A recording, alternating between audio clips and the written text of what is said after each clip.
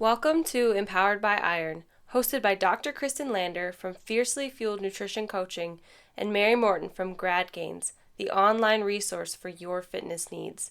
Together, we are empowered by iron.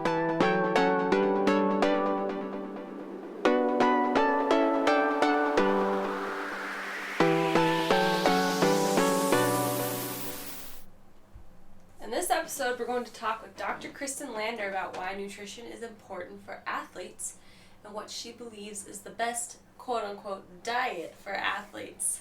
So Kristin, tell us a little bit about your credentials and what you do in the nutrition field. So I have a bachelor's in human biology, a doctorate of chiropractic, and I'm a sports nutrition specialist. So in the nutrition field, I work one-on-one with athletes to help them improve their body composition if needed. So either lose fat or gain muscle. And then our predominant focus is optimizing their performance through proper nutrition. Awesome. So, seems like an obvious question, but could you elaborate on why proper nutrition is important for athletes? Yeah, so, basically what you put in your body directly impacts how your body performs. And you also need to be having things in appropriate amounts, whether that's protein or certain vitamins or minerals. You need to be fueling your body in an appropriate way to get out the results that you want. So probably not eating cookies all the time? Yeah, but there's room for that. But yeah, probably not like a diet consisting only of cookies would probably not get you the training results that you want. So speaking of cookies, what are the biggest mistakes you see athletes make regarding their nutrition? So one of the biggest mistakes that I find when people come to me as looking for nutrition help, they are a lot of times under eating. That's huge. I find that really, really common with athletes. Or like they're just eating things in the wrong ratios. So they're like eating super low carb and wondering why they can't get through 3 hours of training. Another thing that's super common, and not just with athletes, just I think everyone in general, is like trying to be really strict with your diet, and then so like really restricting foods, and saying like, okay, I'm not going to eat any sugar. I'm not going to eat it, like just cutting out certain food groups or certain types of foods, and then. So doing that then often leads to like them having massive binges. Then they'll go crazy and they'll eat all of the food that they weren't eating before, and then they'll feel like crap. Their performance in the gym will be really bad. And those are hardly like a day thing. So in my experience, you go for a week or two or maybe even months on end where you're doing really well and these people are really good with their strict diets. Mm-hmm. And then they'll have a week of what I like to call effort week. Yeah. They just kind of eat whatever they want for a week. Yeah. But it's hardly ever a day, which, for me as an athlete, it's always surprising to me to know that there are people who are under eating, because my problem has always been overeating. I love eating. It's one of my favorite things. So under eating is very strange to me. Sure. I was in your boat. I don't know if I have ever under-eaten in my life. Like maybe a brief period of time, but not on purpose. Not right. During my eating disorder days, yes. But that was totally different story. But now that I'm in my more athletic days, under-eating is almost torturous, Right. So the other really big thing is I find people are not eating to support their recovery. And so that's one thing that I have to really work on athletes with is like, okay, it's not just about like eating so that you perform well in the gym today. Right. You need to eat so that you perform, or that you recover well after your training so that you can go back tomorrow and train well. And that's, I think, a key that a lot of people are missing. Yeah. No, that's for sure. And just a shameless plug, if you guys are listening to this and the other episode that we're going to release here pretty soon is about rest days and why they're important, so check that out. But back to the topic at hand.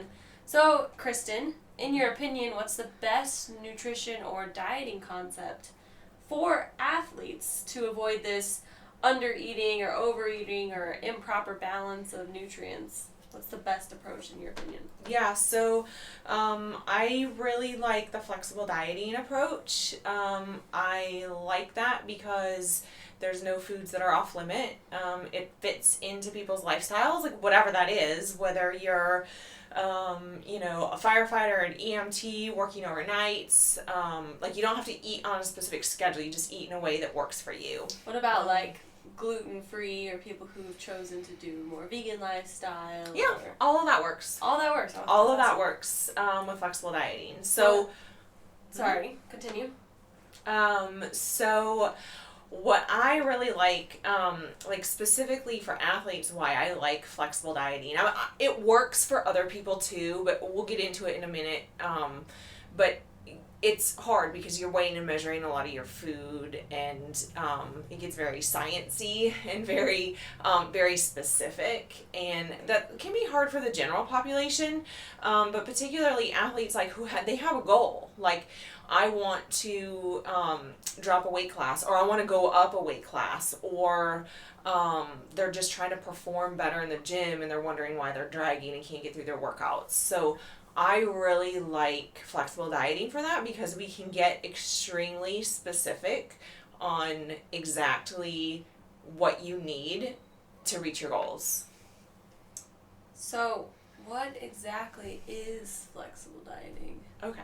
So, I think flexible dieting is kind of a buzzword in nutrition lately. That is very true.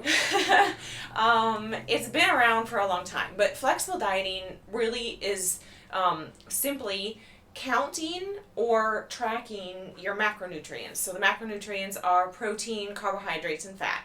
So you're tracking those amounts, your specific goal each day that you're going to eat this much protein, this many carbohydrates, and this much fat each day. And then just as a coach, my job is to play around with those ratios in a manner that optimizes people's performance or gets them to their body composition goals. And often it's both at the same time. We're optimizing performance and improving their composition. That sounds like a dream. It is. So I think you kind of hit on this, but maybe you could dive into a little more depth about like why is it so popular? Because when I started working out, it was the typical bro diet. It was 6 meals a day, rice, some sort of protein, and some vegetables. Like cookies were off limits. I love cookies. Yeah. Even peanut butter was very off limits depending on which diet you followed. So why is it so popular? Yeah. So I actually just wrote a blog post on my website about this. We'll link that in the description so you guys can check out her Fiercely Fueled Nutrition blog post. Yes. So like the typical quote unquote dieting scenario goes like this. You decide, hey, I need to lose weight or want to lose weight or whatever. You decide, okay, so you pick out whatever you think is going to be a healthy diet. Like, I think a lot of people don't actually even know what that means. They just are like, okay, I think I've heard that sugar's bad, or I shouldn't eat carbohydrates, or I should, whatever. They pick some sort of, usually pretty restrictive diet, and then have no concept of, like, how much they actually need to be eating, so they, like, way undereat. So you're, like, doing really good on your diet, and you're eating, like, salads and chicken, and then some social event comes up, or you go to a wedding or whatever, a birthday party, and you eat a regular meal, like something not on your diet. And then a lot of times that leads to like more cheat meals, or you get that taste. Yeah, you're like, oh, that was so good. So you might then like just completely go off your diet, or you're like, oh, shoot, the next day you feel really bad, and you're like, I'm going to be really good again. You maybe exercise a little too much, and then I'm going to be really strict again. And, like, it becomes this cycle of, like, just constantly restricting food. And then feeling bad about it, and maybe engaging in too much exercise, whatever. So that's kind of, I think everyone's had that scenario where they dieting's hard, and it doesn't really yo-yo up and down. Yeah, exactly. It's so a yo-yo. It sounds like you're trying to tell me is that a lot of these diets that are put on magazines or you see even on the internet, try this 30-day whatever. Yeah. They're diets. Yeah. But it sounds like flexible dieting, to me, it's not really a flexible dieting. It's more like a flexible lifestyle. Focused on food. Yeah, so flexible dieting, I think one of the reasons it became really popular is because you can eat cookies and still get really lean or still perform well in the gym. You can eat the foods that you want to eat. In moderation, right? In moderation, yeah. Yeah, it's all about, like, fitting your macros. So, and I mean, you shouldn't live off of, like, donuts and brownies and cookies, but like if shouldn't if like a cookie fits into your macros and you want to have that, that's great, because what happens is then you're able to there's never a cheat, you're never off track. I mean, unless you go way over your macros, which it happens to people less and less the longer they do flexible dieting, because they're like, well, I mean, okay, I made a whole pint of ice cream fit my macros yesterday. Like, I'm good today. I don't really need to do that. Or like, you can account for things like that. And so I think that part psychologically makes it a lot better for people. It's not setting them up for failure.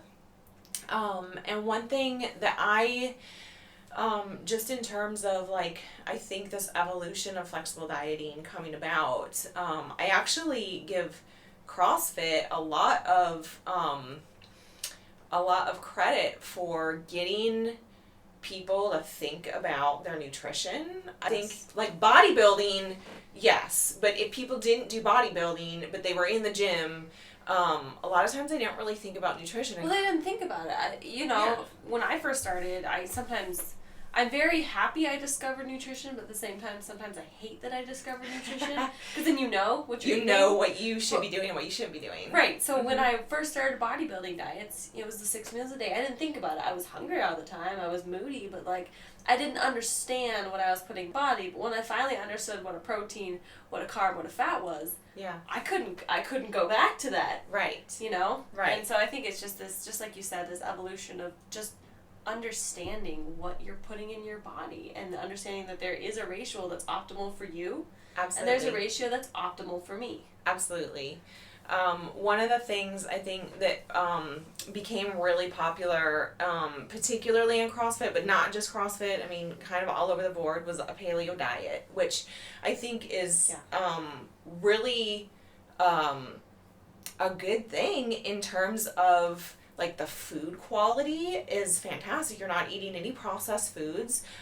You're eating, like, all whole, real foods. But the problem that I found with people doing paleo, and to be clear, I'm not anti-paleo, but I found a problem in that, like, people were, like, completely cutting out carbohydrates. Like, people didn't know other sources of carbohydrates other than grains, and so they were basically just, like, suddenly adopting, like, an extremely low carbohydrate diet, and then they're going and they're doing really intense exercise. Yeah, CrossFit is no joke. Yeah, it's really intense. And they're trying to get stronger, and they're trying to get faster, and they're trying to get, better endurance, like, everything you're trying to improve. And then a lot of people were failing at that because for some people it really worked, but a lot of people, they weren't doing it right. Like, they were missing, their carbohydrates were just way too low. So I think that's where a lot of people have been like, okay, we need to kind of, like, go back to the drawing board and relook at things. Like, so yes, there's some really good things in paleo, there's some really good things in zone diet. Like, how can we combine this stuff in a way so that, like, we can also perform super well in the gym? And I think that's really where flexible dieting really started to get its, like, feet in the ground.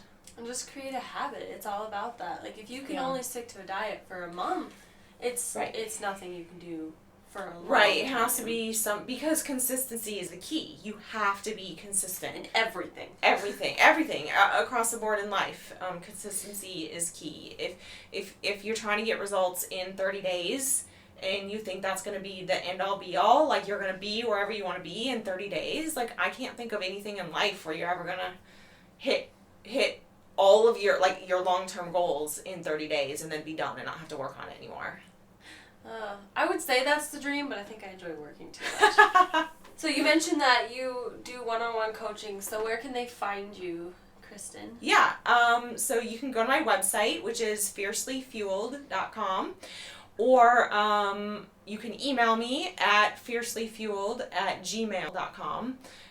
So yeah, if you're interested in learning more about flexible dieting or just about what I think about things, go to my website. If you're interested in hiring me as a coach, I do one-on-one, so you can send me a message either on the website or through my email. Awesome. So thanks for telling us all about flexible dieting, Kristin. You're welcome. If you like what you heard today, please help us connect with other female badasses.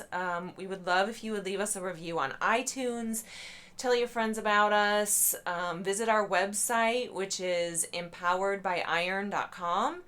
You can find each of us on Instagram. Mary is at MaryMo_92, and Kristin is at Kristin with an I, Lander. Future topics will include nutrition, programming and training, mental health, and just general female badassery. Yeah, so let us know what you want to hear. If you have any input, that'd be awesome. And guys, this is Empowered by Iron. We want it to be a resource and an outlet for women who are finding their confidence, their independence, and their strength through iron. So thank you for listening. Thank you for checking in. And until next time, I'm Mary. I'm Kristin. And this is Empowered by Iron.